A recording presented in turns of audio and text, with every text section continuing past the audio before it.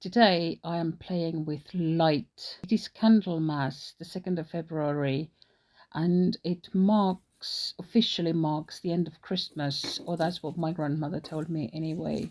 Even though there are daffodils in places already, most days in the northern hemisphere are still dark and miserable. This is the view from my window this morning at 10:30. I mean, what is this?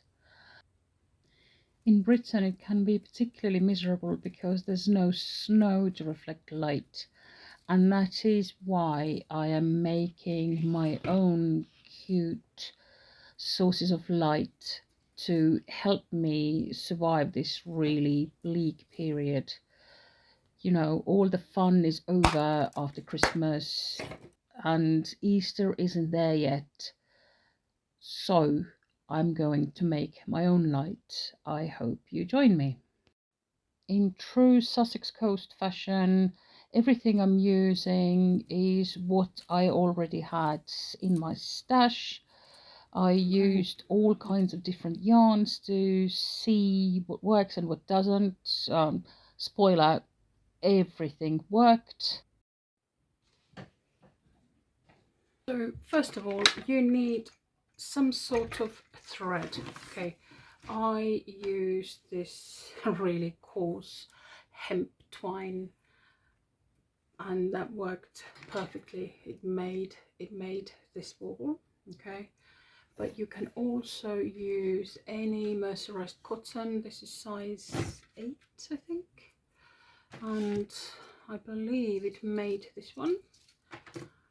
Then you can also use something like this. This is just cotton from China, so it's quite thick, so your crochet hook needs to match your chosen yarn. That is the only thing.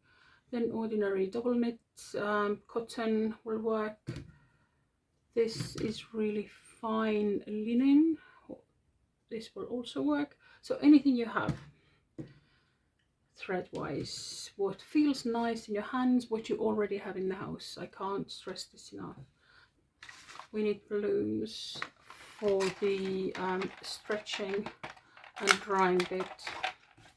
Very satisfying. Obviously scissors just to cut your thread, and then you need glue, ordinary school glue or any glue you have in the house, basically, not acetone based. I have a little recycled receptacle here so that I don't make a mess on my table. And you need some water, and you need them roughly 50-50. So let's mix this now. Water. And I have this very sophisticated stirring tool. See if you can find something similar in your house.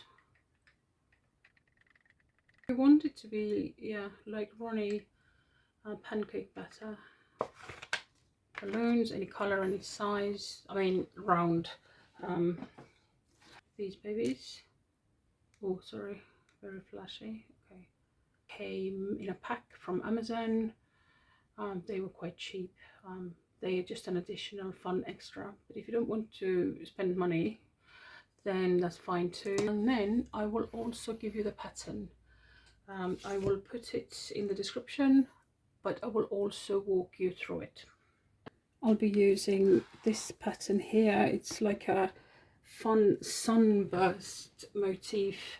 I do not know how to credit the author because I found it on Pinterest, and it had been reposted many times. These are really popular on Polish handcraft sites. So, but I know how to read the symbols, so I will walk you through. But essentially this is a double crochet in American terms. These dots are chains, so there's 2 chains here, This is a triple crochet or treble in American and in American terms, and this one it is 1, 2, 3, 4 trebles, then crochet together, and then you have the chain.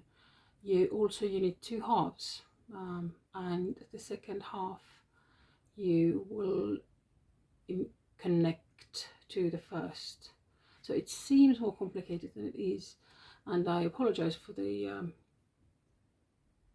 colors and the presentation, because this was for me, and these silly stickers, I just put them here so that I would remember which one was the best. So I found that with this thread,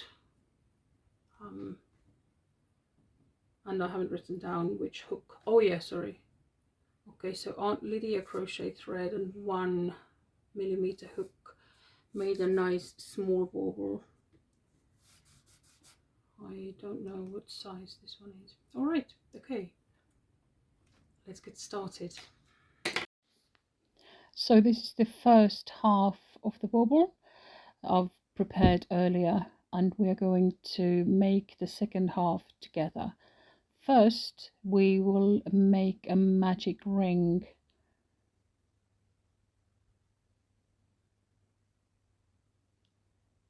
Tighten it slightly, and then we are going to make 15 double crochets into this loop, starting with 3 chain stitches that count as 1 double crochet. I'm assuming here that you have a basic knowledge of crochet stitches. I am not very good at teaching you how to make them. I'm just going to walk you through the pattern. So we're making 15, and then using a slip stitch to close the loop, tighten the thread, and then it goes into, oh, I'm counting, check me out, that I definitely have 15, there we go, and then we close the loop with a slip stitch. So just go under, pull the yarn through, and there we go. Okay, that was the first round. Now we're going to the second round, where we need treble crochets with 2 chains in between. The first, you crochet 4 chain because that counts as 1 treble. Okay, 2 chain, 1, 2, and another treble. Yeah, so you're just making 1 in each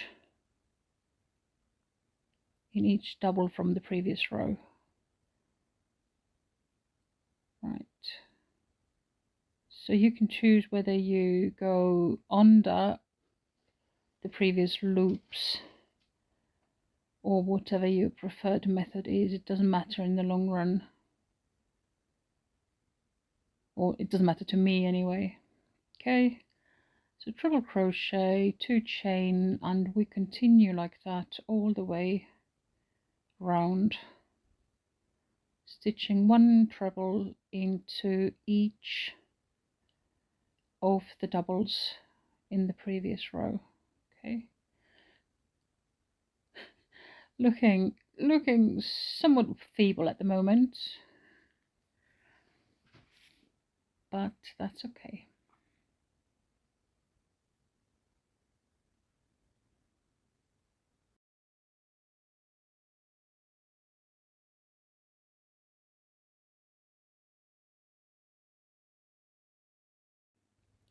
We will now finish this row off screen, and now we are at the end of the second row, and we are going to slip stitch again. So I've already got 2 chain on my hook, and I am slip stitching into the first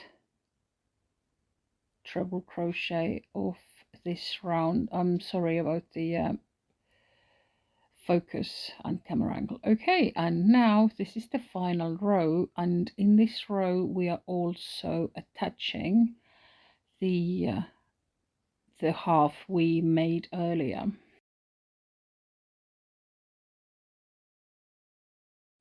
So first make 4 chain stitch, and then you will make 3 treble crochets, but you do not crochet, you don't bind them off, you're leaving the loops on the hook. So by the end of the first starburst you should have 4 loops on your hook, and then you will yarn over and pull through all 4. Now you have 1 loop on your hook, and you will crochet 5 chain,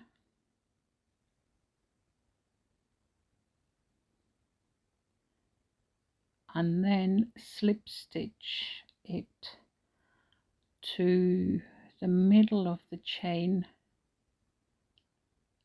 of the other half we crocheted earlier.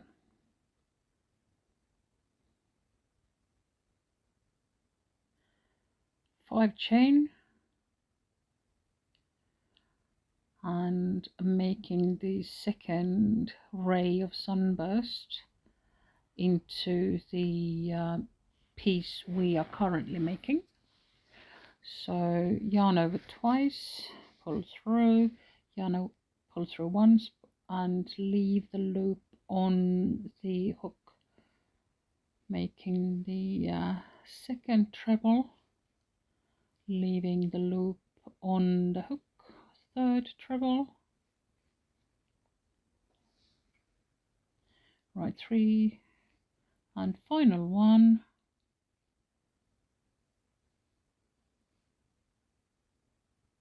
Okay, struggling. It is really rough, the yarn I'm using. And then pull through all the loops on your hook. 1, struggling here a little bit. Okay, right. Okay, so we've got 5 loops currently, and we will pull through all of them, the 4 trebles and the chain previous. I seem to be struggling a bit. Okay, here we go. Okay, 5 chain, 2, 3, 4. Okay, 5. Did I not make a 5th one? Probably not.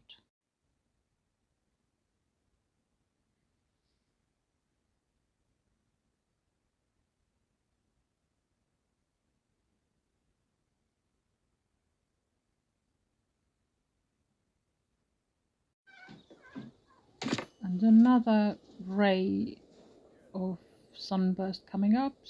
We keep making our 4 trebles that then crochet together at the top to make these really cool spikes. And then there we go,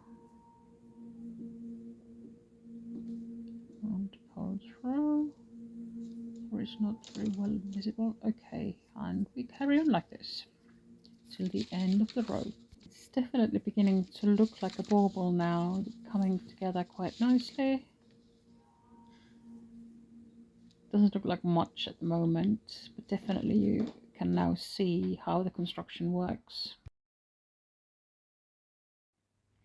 And we are now at the end of the project, so that was quite quick. Once you get the hang of it, you can churn these out pretty fast, and once you've got the pattern sort of memorized, you can watch TV or listen to podcasts, and your hands can just keep moving.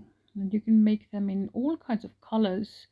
You can make them in fun Eastery kind of colors. If you celebrate Easter, you can make them, you know, yellow and green and springy. They don't have to be sort of neutral toned, like the ones that I have made. And here I have bound off now, and I'm just stretching it. So currently again it's just a mess and it's not very impressive. You've got to wash it first with a mild detergent and warm water. I wouldn't machine wash, just hand wash gently, so it relaxes the fibers slightly. And I'm just tying off the thread, making sure there's no loose ends anywhere. I'm just going to pull it through the previous stitches to fix it. I'm sorry I'm off screen. This is my first video that I've filmed in bed when I realized that actually the studio just wasn't happening, and the angles are a bit dodgy for that reason, but one lives and learns. All right, here we go. Balloon time. So I rolled the balloon up into a little sausage and then pulled it through the gap I had left when making my magic ring. So that is actually something I should have mentioned earlier. So make sure one of them has a slight opening so that you can put the balloon through, and then you inflate it. I couldn't film it because I wasn't prepared to show my face to the camera. But here we go. So you inflate it to the level that you want, not too tight, but also not too loose. And then I just tied off the balloon with a little bit of string, and then that was it. It's time for the glue solution. Now make sure it's tight so that it doesn't suddenly deflate whilst performing the important task of shaping our bauble.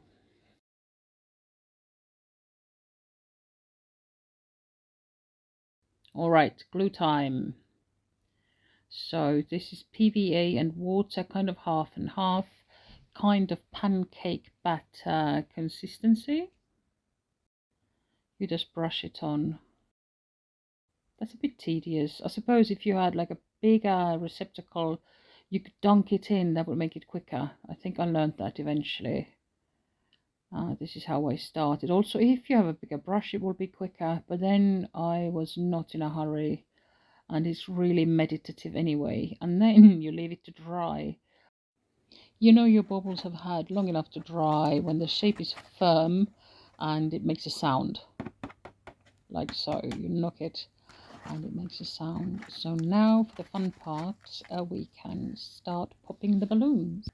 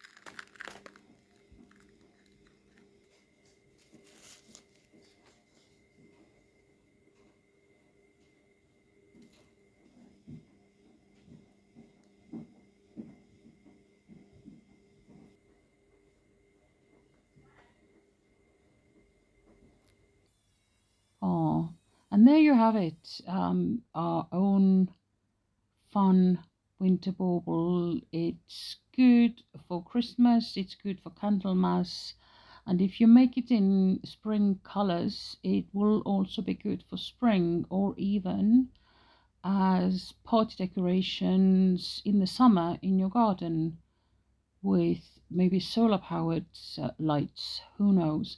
Anyway, let me know, what is your favorite way of tackling the winter blues? And in the meantime, maybe watch another video. Bye for now from Sussex Coast. Thanks for watching.